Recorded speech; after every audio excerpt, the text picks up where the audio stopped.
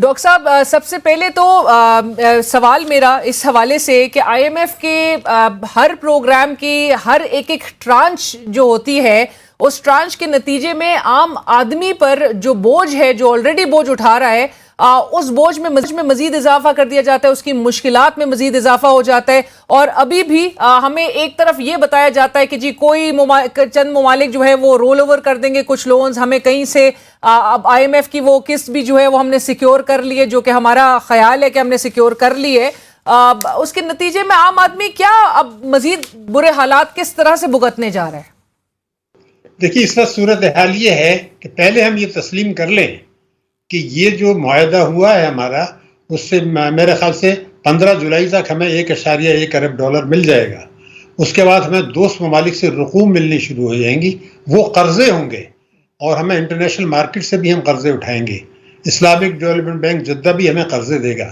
تو اب صورتحال یہ ہے کہ ہمیں قرضے ملیں گے سود کے اوپر، اس سے ہمارے ریزروز بڑھیں گے اور اس کی وجہ سے جو امپورٹس رک گئی تھیں اور تجارتی سرگرمیاں بہت منجمد ہو گئی تھیں وہ شروع ہو جائیں گی. یعنی بحران ختم ہو گیا، معیشت عارضی طور پر مستحکم ہو گئی. اور اس میں جو شرائط ہم کہہ رہے ہیں آئی ایم ایف کی، پہلے یہ ہے کہ واضح کر دوں یہ آئی ایم ایف کی شرائط نہیں ہے. آئی ایم ایف کی شرائط کی آڑ میں حکومت طاقتور طبقوں کو نوازنے کے لیے عوام پہ جو بوجھ ڈال رہی ہے وہ حکومت کا فیصلہ ہے. ماضی کی حکومتیں بھی کرتی رہی تھیں اور یہ اس حکومت نے بھی کیا. ثبوت آئی ایم ایف کی منیجنگ ڈائریکٹر نے ایک بیان دیا جو ساری دنیا میں شائع ہوا تھا، صرف پاکستان میں نہیں. انہوں نے یہ کہا کہ ہم نے حکومت پاکستان سے یہ کہا ہے کہ آپ مالدار لوگوں سے ٹیکس لیں اور عام آدمی کو فائدہ پہنچائیں. یہ تو ڈائریکٹو تھا نا آئی ایم ایف کی منیجنگ ڈائریکٹر کا. ہم نے کیا معاملہ طے کیا کہ جی ایس ٹی کو جو ہے 17 سے 18% کر دیا، پیٹرولیم لیوی بڑھا دیا. کیوں؟ کیونکہ ہم نے یہ کہا کہ جی مالدار لوگوں پہ تو ہم بوجھ ڈال نہیں سکتے، ہم بہت زیادہ شانہ اخراجات بھی کم نہیں کر سکتے، تو ہم یہ کرتے ہیں کہ عوام کے اوپر یہ ڈال دیتے ہیں. اس کا مطلب یہ ہے کہ یہ جو معیشت عارضی طور پر بحال ہو رہی ہے، اس میں ٹیکس چوری کرنے والے، قومی دولت لوٹنے والے بدستور مزے کرتے رہیں گے اور وہ اپنی دولت جو باہر ٹرانسفر کرتے ہیں قانونی طریقے سے اور غیر قانونی طریقے سے وہ بھی کرتے رہیں گے. وہ بھی جاری رہے گی، وہ بھی جاری رہے گی، اسمگلنگ بھی جاری رہے گی، ہنڈی حوالہ بھی جاری رہے گا. لیکن بوجھ عام آدمی کے اوپر اور پاکستان کی معیشت پر، یعنی غربت بڑھے گی، بے روزگاری بڑھے گی، مہنگائی بڑھے گی، غریب اور امیر کا فرق بڑھے گا، وفاق اور صوبوں میں اعتماد کی فضا مزید خراب ہوگی. لیکن جو چیز بالکل واضح ہے کہ میں بتا دوں مقصد کیا تھا، یہ پیسہ لیا کیوں ہے. ایک تو وہ مقاصد جو آپ نے بتائے، ایک اور اہم مقصد ہے جی یہ حکومت پاکستان نے فیصلہ کر لیا ہے اور شاید طاقتور طبقے جو پاکستان سے باہر ہیں یعنی امریکہ، انہوں نے بھی فیصلہ کر لیا ہے کہ 2024 میں ایک بہت بڑی رقم کا قرضہ لمبی مدت کا پاکستان کو دلایا جائے گا. 2024 میں؟ بالکل، میں آپ کو ریکارڈ پہ بتا رہا ہوں، میری ذمہ داری ہے. اور وہ جو قرضہ، یہ بہت شروع میں 2024 کے یعنی مالی سال 2024 کے لیں جو شروع ہو چکا ہے، یعنی 9 مہینے کا دیا اس لیے گیا ہے کہ دسمبر میں توقع یہ ہے کہ اگلی حکومت آ جائے گی، توقع ہے وہ حکومت جو ہے فوراً جائے گی آئی ایم ایف کے پاس کہ لمبی مدت کا بڑی رقم کا قرضہ ہمیں دے دیں. اس کی شرائط سخت ہوں گی، ان شرائط سے ڈریں.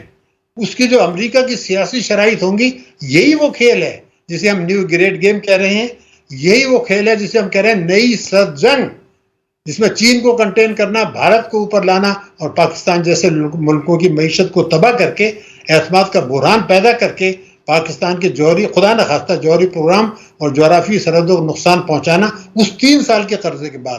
یہ ایک سازش تیار ہوئی ہے اور میں آج کہہ رہا ہوں ہم پھر جائیں گے آئی ایم ایف کے بعد 2024 میں، بالکل شروع کے برسوں میں. نمبر 1 لیکن ڈاکٹر صاحب یہ بڑی الارمنگ بات آپ کہہ رہے ہیں. اگر اس طرف نہیں جاتی جو آئندہ آنے والی حکومت ہے، آپشنز ان کے پاس ہیں یہاں پر موجود، ہمارے پاس کوئی ایسے آلٹرنیٹیو پلانز آپ کو لگتا ہے کہ جن پہ فوکس کیا جا سکتا تھا؟ کیونکہ آپ نے جس طرح سے کہا کہ یہ آئی ایم ایف کی کنڈیشنز کی آڑ میں کوئی کنڈیشنز نہیں ہے، یہ خود حکومت کرنا چاہتی ہے کہ اشرافیہ یہ طاقتور طبقے پر ہاتھ بھی نہیں ڈال سکتے، نہ ان کو ٹیکس نیٹ میں لے کر آنے کی بات کی جاتی ہے. لیکن کچھ اقدامات تو مطلب ایون اگر کنڈیشنز بھی سامنے ہوتی ہیں یہ تو کچھ اقدامات تو ان کے خود کے کرنے کے تھے.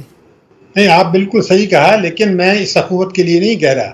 ماضی کی تمام حکومتیں دیکھ لیں، 30 سال کی لے لیں، مثال کے طور پر فوجی حکومت لے لیں، پیپلز پارٹی کی لے لیں، پی ایم ایل این کی لے لیں، اور یا جو ہے پی ٹی آئی کی، 13 سال سے وہ بھی صوبے میں بیٹھے، کوئی فرق نہیں ہے، 19-20 نہیں ہے. یہ سب ملکی اشرافیہ اور بیرونی اشرافیہ کا گٹھ جوڑ چلا آ رہا ہے. ایک تو یہ بالکل واضح بات ہے، اس میں کوئی غلط فہمی نہیں. مگر آپ کا سوال دوسرا بڑا اہم تھا. آپ نے یہ کہا کہ پھر راستہ کیا ہے. دیکھیے بات یہ تھی کہ راستہ وہی ہے کہ پہلے تو یہ سمجھ لیں کہ 30 سال سے، اگر میں آپ کو ایک اور مثال، 30 سال اس میں شہباز شریف صاحب اگر کیئر ٹیکر سے نکال دیں 12ویں وزیر اعظم ہیں، 12، اور وہ 12واں قرضہ بھی انہوں نے لیا، اب 13واں بھی انہوں نے لے لیا. اس کا مطلب یہ ہر حکومت آئی ایم ایف کے پاس جانا چاہتی ہے. امریکہ بھی چاہتا ہے ہم آئی ایم ایف کے پاس جائیں، تمام حکومتیں بھی چاہتی ہیں، موجودہ حکومت بھی چاہتی ہے، اگلی بھی چاہے گی. نمبر 1 کیوں چاہتے ہیں وہ؟ اس لیے چاہتے ہیں کہ عوام کے اوپر بوجھ ڈالیں، طاقتور طبقوں کو مرا دیں اور امریکہ کو خوش کریں. امریکہ ہی چاہتا ہے پاکستان آئی ایم ایف کے چنگل سے نہ نکلے.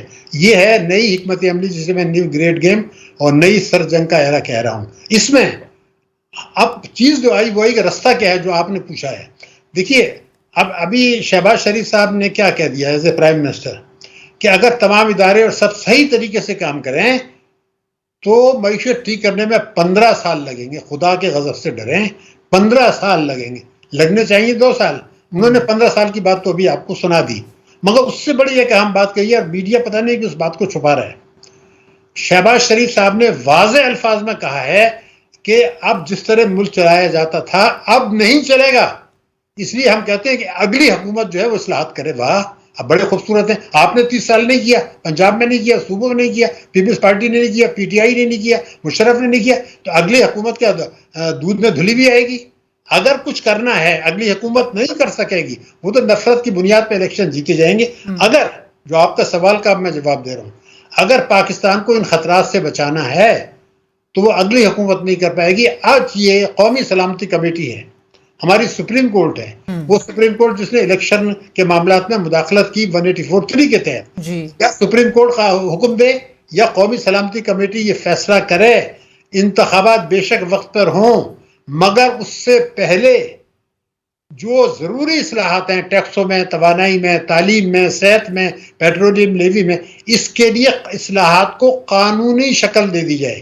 میں قطعی یہ نہیں کہہ رہا کہ اصلاحات کر لیں، وہ ٹائم نہیں ہے، لیکن آپ ایسا قانون بنا دیں کہ جو بھی حکومت آئے اگر وہ 3 مہینے کے اندر اس پر عمل درآمد شروع نہیں کرتی تو اس کی حکومت ختم ہو جائے گی. اس کے ٹکٹ پہ جو لوگ پڑے ہیں منتخب ہوئے ہیں ان کی حکومت ختم ہو جائے گی. ڈاکٹر صاحب آئی اگری، آپ کی بات بالکل، اور آپ کی اس نقطے میں آپ کی ایڈوائس میں بہت ویٹیج ہے اگر اس طرح سے کر دیا جائے. لیکن جو موجودہ حالات آپ کو نظر آ رہے ہیں، جہاں پہ آئین کو مانا نہیں جا رہا، جہاں پہ عدالتی احکامات کی جس طرح سے دھجیاں بکھیری جا رہی ہیں معذرت کے ساتھ، آپ کو لگتا ہے کہ کوئی بھی آنے والی اور ایسے دروازے کھول دیے گئے کہ کسی بھی جماعت سے پھر دوبارہ بند نہیں ہو سکے؟ یہ جو روایت، خطرناک روایت جو سیٹ کی جا رہی ہے اس ملک میں، آپ کو لگتا ہے کوئی بھی فالو کرے گا پھر؟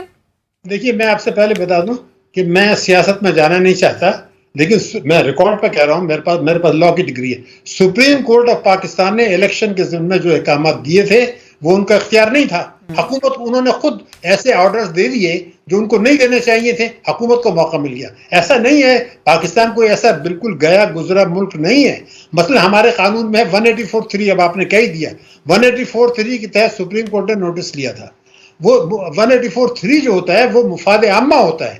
اگر ایک کیس لاہور میں یا پنجاب ہائی کورٹ میں چل رہا ہے تو سپریم کورٹ مداخلت نہیں کر سکتی جب تک ان کے پاس اپیل نہ آئے. تو انہوں نے غلطی کی، پھر انہوں نے 8 تاریخ دے دی الیکشن کی، وہ تو کمیشن کا اختیار ہے. تو جب آپ قانون سے غلط فیصلے کریں گے، لیکن اگر صحیح فیصلہ کریں، آج میں کہہ رہا ہوں بالکل. Coming back to your point doctor صاحب، آپ نے جو کہا ہے کہ آپ کیا کہہ رہے ہیں کہ کتنے ٹائم فریم میں کرنے چاہیے جو بھی حکومت آئے گی، اس کو قانونی شکل دی جائے ریفارمز کو؟